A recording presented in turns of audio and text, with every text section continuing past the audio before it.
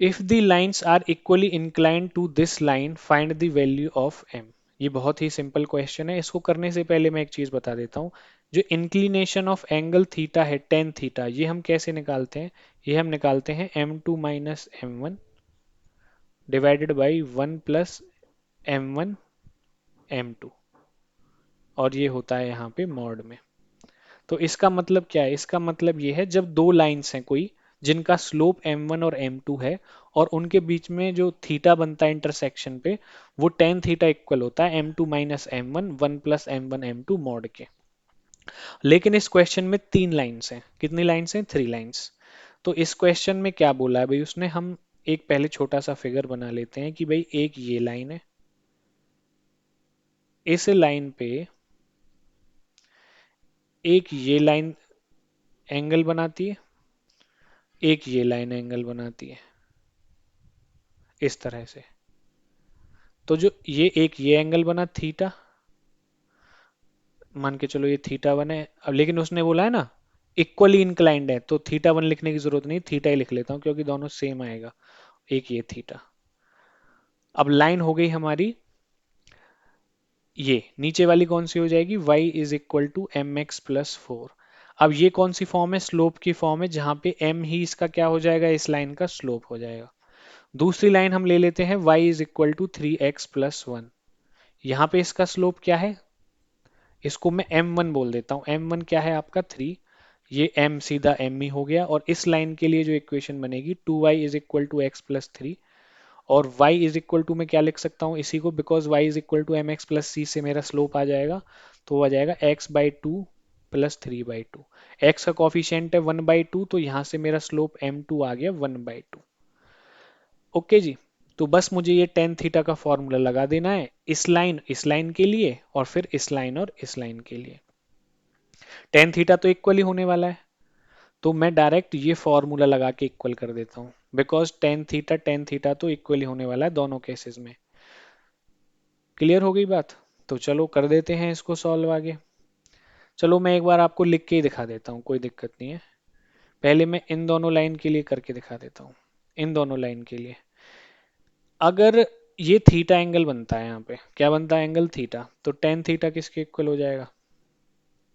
इसका slope M में, ये हो जाएगा m minus M one divided by one plus M M one. एम की वैल्यू तो m ही है, यही तो फाइंड आउट करनी है। तो m minus three divided by one plus three M.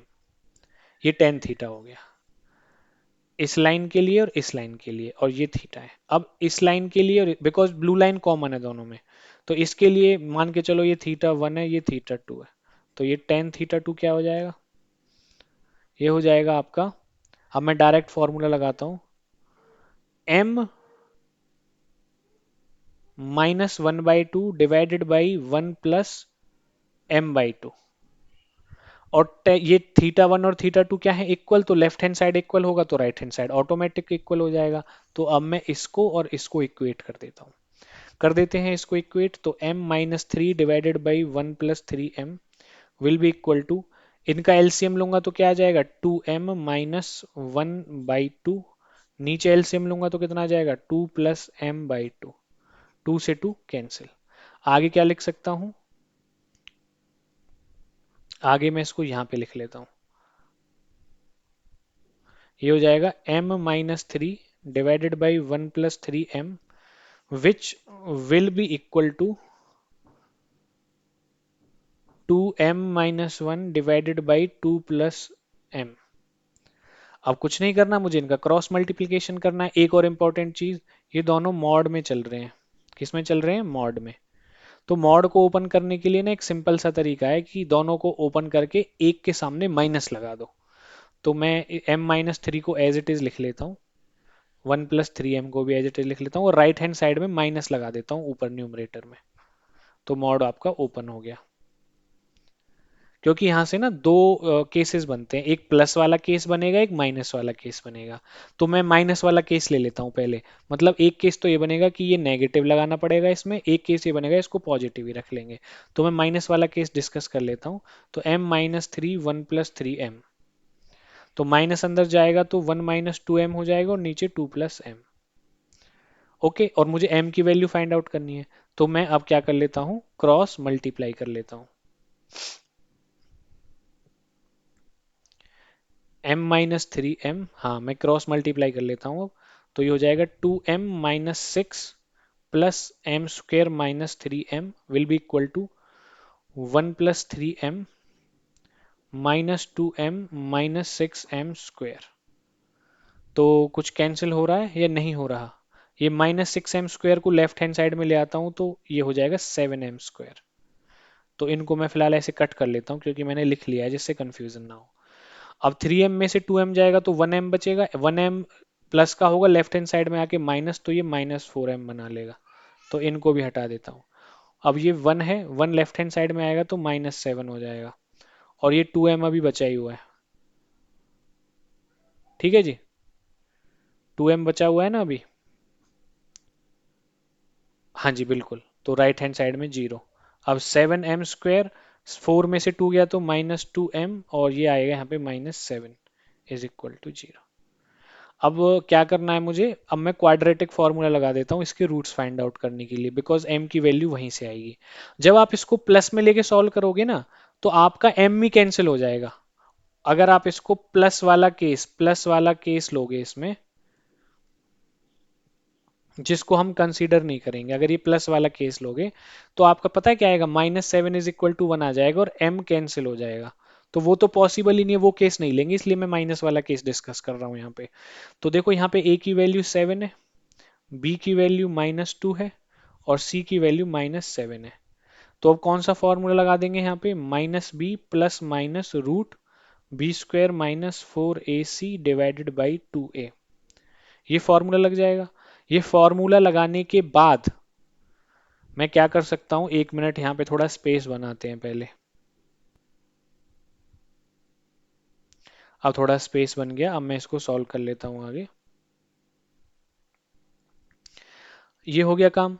अब यहाँ पे वैल्यू पुट कर लेते हैं। यहाँ पे वैल्यू जब मैं पुट करूंगा तो मेरा कितना आंसर आने वाला है, -b कितना हो जाएगा, minus minus +2 plus minus b² मतलब -2 का square 4 minus 4ac, 4 multiply 7 28, 28 multiply 7 कितना आ जाएगा, 196। और ये किसका आएगा, माइनस का, और -196 माइनस से मल्टीप्लाई होगा तो प्लस आ जाएगा, और नीचे क्या आएगा 2a मतलब 14। इतना काम हो गया। अब इसको आगे सॉल्व कर लेते हैं, इसको आगे सॉल्व कर लेते हैं, यहाँ पे ही लिख लेता हूँ। 2 प्लस माइनस, इनको प्लस करूंगा तो √200 आएगा डिवाइडेड बाई 14। √200 के फैक्टराइजेशन कर लेते हैं। पेयर बन गए, 5 का बन गया, 2 का बन गया, तो 10 बाहर आ जाएगा, √2 अंदर बच जाएगा। तो 2 प्लस माइनस 10 बाहर, √2 अंदर डिवाइड बाई 14। प्लस माइनस में तो दो केस बन जाएंगे, एक प्लस वाला एक माइनस वाला। देखो यहाँ पे 10 है, यहाँ पे 2 है, तो 2 कॉमन आ सकता है यहाँ से। ऊपर से 2 कॉमन आ गया तो 1 प्लस माइनस 5 √2 डिवाइडेड बाई 14। 14 को 7 टाइम कैंसिल करेगा तो ये आ गया आपका 1 प्लस माइनस 5 √2 डिवाइडेड बाई 7। तो यहाँ से आपके दो केस बन जाएंगे। पहला केस क्या बनेगा आपका कि 1 प्लस 5 √2 डिवाइडेड बाई 7, और दूसरा केस क्या बनेगा 1 माइनस 5 √2 डिवाइड बाई 7। और यही आपकी m की टू वैल्यूज होंगी, यही आपकी m की क्या हो जाएंगी, वैल्यूज। और यही आपका आंसर है। आई होप आपको ये सॉल्यूशन अच्छा लगा होगा। अगर अच्छा लगा तो प्लीज़ वीडियो को लाइक करें, चैनल को सब्सक्राइब करें, और इसी तरह से हमारी वीडियोस को देखते रहें। Thank you. और हाँ, अगर आपको इसी तरह की सीरीज चाहिए जिसमें मिसलेनियस एक्सरसाइज कवर हो रही हो, आपकी एनसीईआरटी की अच्छे से सॉल्यूशन हो रहा हो, तो आप हमारे चैनल पे जाके, हमने अलग से प्लेलिस्ट बनाई हुई है जिसको आप क्लिक करके सारे चैप्टर्स को देख सकते हैं। इससे पहले हम सारे चैप्टर्स कवर कर चुके हैं। क्वेश्चन नंबर 19 देख लेते हैं। If sum of the perpendicular distances of a variable point P from the lines is always 10, show that P must move in a line। तो इसका मतलब क्या है, देखो इसका पहले एक फिगर बना लेते हैं जिससे आप ये समझ पाओ कि क्वेश्चन में हो क्या रहा है, क्वेश्चन कहना क्या चाहता है। मान के चलो ये कोई दो लाइन है, एक कोई पॉइंट है P, ये पॉइंट ले लिया P, जिसके कोऑर्डिनेट्स हैं एक्स कॉमा वाई। अब ये इस पॉइंट पी के जो डिस्टेंस है इन गिवन लाइंस से, मैं लेट कर लेता हूं ये डिस्टेंस यहां से यहां तक और फिर यहां से यहां तक। ये जो डिस्टेंस है इसका जो सम है वो 10 है। ये पॉइंट मान के चलते हैं Q है, ये पॉइंट है R।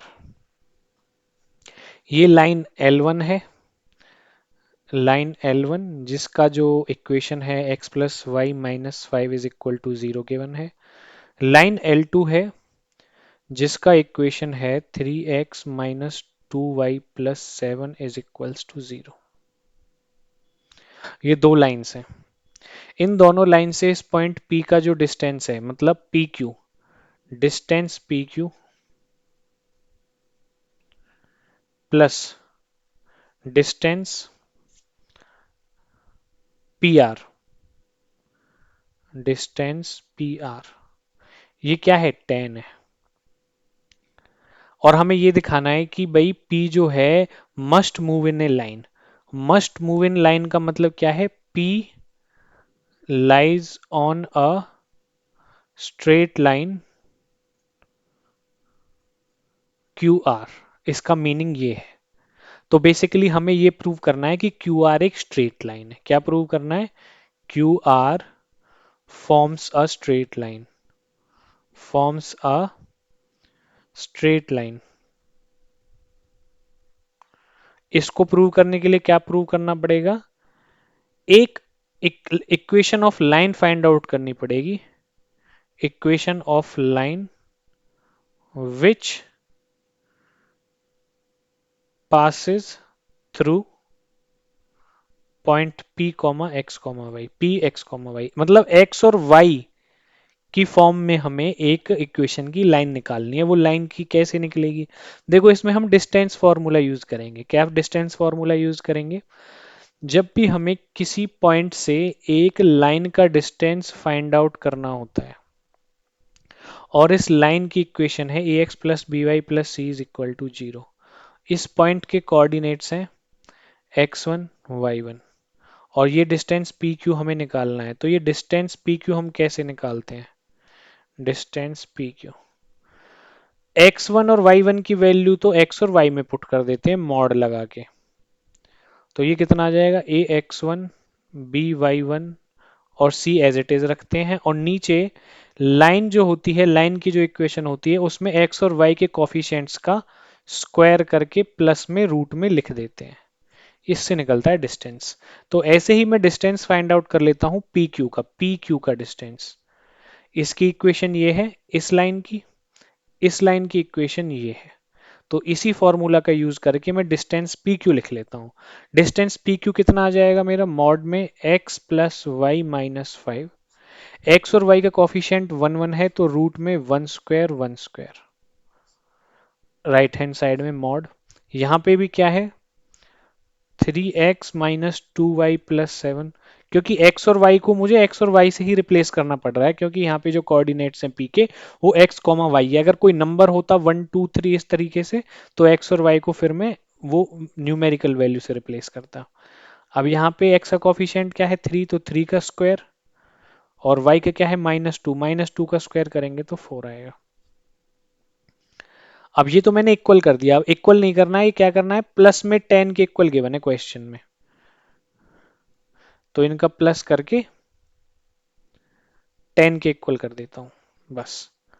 और इसको सॉल्व करने के बाद मेरे पास इक्वेशन आ जाएगी एक्स वाई में, that will represent that equation will represent the straight line Q R and hence we can say that P moves in a line which means that P lies on a straight line QR। ये काम करने वाले हैं।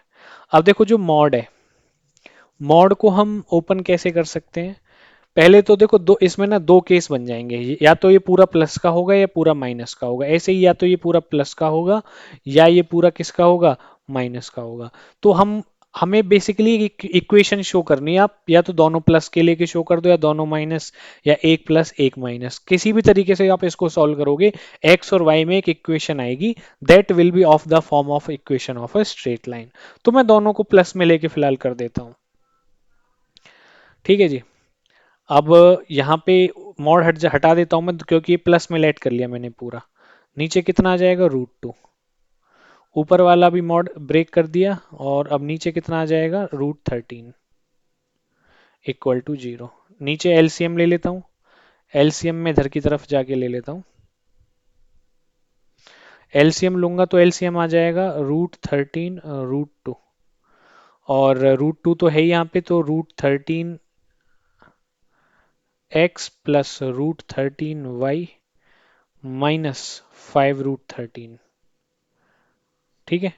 Plus में क्या आ जाएगा, root 13 तो ऑलरेडी है, 3 root 2 X minus root 2 plus root 2 7, ये आ गया। और राइट हैंड साइड में क्या है, 10। आगे इसको सॉल्व कर लेंगे तो ये कितना हो जाएगा, देखो ये रूट 13 है, ये भी रूट 13 है। तो मैं इसको कैसे लिख सकता हूँ, या ऐसे करते हैं एक्स वाली टर्म्स को इकट्ठा कर लो, ये भी एक्स वाली टर्म है, ये भी एक्स वाली टर्म है। तो अगर मैं एक्स को कॉमन ले लूँ तो कितना आ जाएगा, रूट 13 प्लस 3 रूट 2 एक्स। अब वाई वाली टर्म्स को इकट्ठा कर लो, ये रही वाई वाली टर्म, ये रही वाई को अगर मैं कॉमन ले लेता हूँ तो रूट 13 माइनस 2 रूट 2। एक्स और वाई वाली टर्म्स लिख दी। अब कांस्टेंट टर्म्स कौन कौन सी हैं, ये रही -5 root 13 plus root 2 multiply by 7। और ये राइट हैंड साइड में चला जाएगा तो ये मल्टीप्लाई हो जाएगा। इसको मैं ऐसे भी लिख सकता हूँ, 13 और 2 रूट में है तो मल्टीप्लाई बाई 26 मल्टीप्लाई बाई 10। अब ये जो फॉर्म आ रही है, ये कैसी फॉर्म आ रही है, आगे ज़्यादा सॉल्व भी नहीं करना। ये x है, ये y का कॉफिशिएंट है, और ये सारा कांस्टेंट टर्म है। तो ये कैसी फॉर्म आ रही है, एक ऐसी फॉर्म ही तो आ रही है, ax plus B y is equal to c. और ये फॉर्म कौन सी फॉर्म होती है, इक्वेशन ऑफ लाइन की फॉर्म होती है, equation of straight line. Hence, this represent an equation of a straight line in x and y where x comma y is the coordinates of p. Hence, p lies on a straight line or p must move on a straight line. बस आपको last में एक equation ही show करना है, कैसे भी show कर सकते हो, मैंने आपको बता दिया। क्योंकि जो भी इक्वेशन आएगी वो एक्स और वाई की फॉर्म में ही आएगी। नेक्स्ट क्वेश्चन देख लेते हैं, find the equation of A line which is equidistant from the parallel line. ये सेम टाइप का क्वेश्चन है, ये सेम टाइप का क्वेश्चन है। बस इसने क्या बोला है, equation of A line which is equidistant from the parallel lines. ये देखो, एक ये लाइन है, एक ये लाइन है, अब मान के चलो बीच में एक तीसरी लाइन है। बस ये समझना है आपको। सो जो डिस्टेंस है, ये डिस्टेंस एंड ये डिस्टेंस, ये दोनों डिस्टेंसेस कैसे हैं, मैं इसको P बोल देता हूँ, इसको Q बोल देता हूँ, इसको R बोल देता हूँ। ये लाइन इस लाइन के पैरेलल है। क्वेश्चन में गिवन क्या किया है उसने, P is parallel to R। और दूसरी चीज क्या गिवन है, that PQ is equal to QR।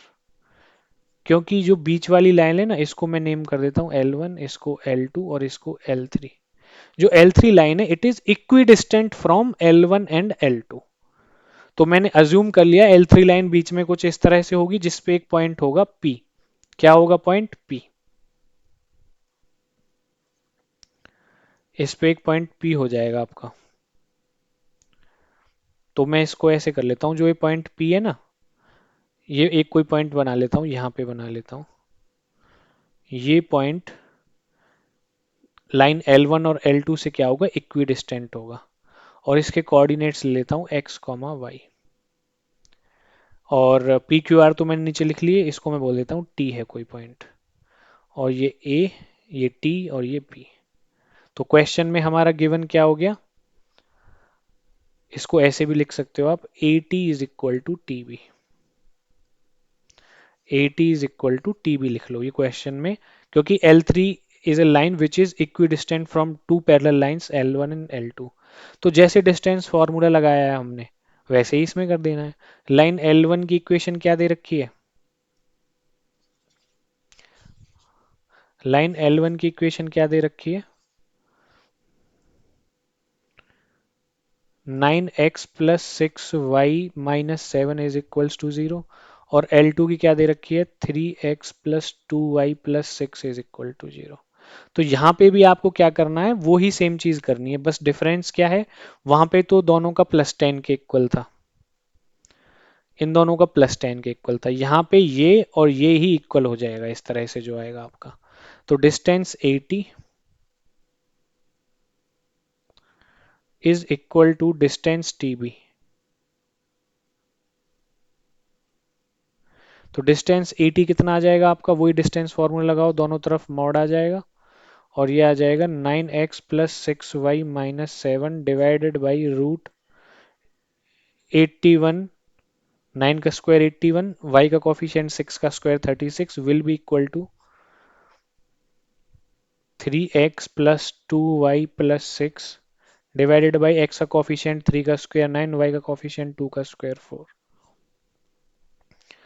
अब दोनों को मैं प्लस में लेके कर देता हूँ क्योंकि मुझे सिर्फ एक इक्वेशन शो करनी है, बाकी आप एक को प्लस ले लो, एक को माइनस, एक को माइनस, एक को प्लस, कैसे ही ले लो आप इसको, ठीक है ना? बिकॉज देखो मॉड है, तो जो कंडीशन बनेगी दोनों पॉजिटिव निकल के आनी चाहिए, तो या तो दोनों पॉजिटिव ले लो आप, ठीक है ना? दोनों पॉजिटिव लेके कर देता हूँ मैं। तो ये आ जाएगा 9x plus 6y minus 7 divided by 81 और 36। 81 और 36, मैं इसको थोड़ा इधर लिख लेता हूँ।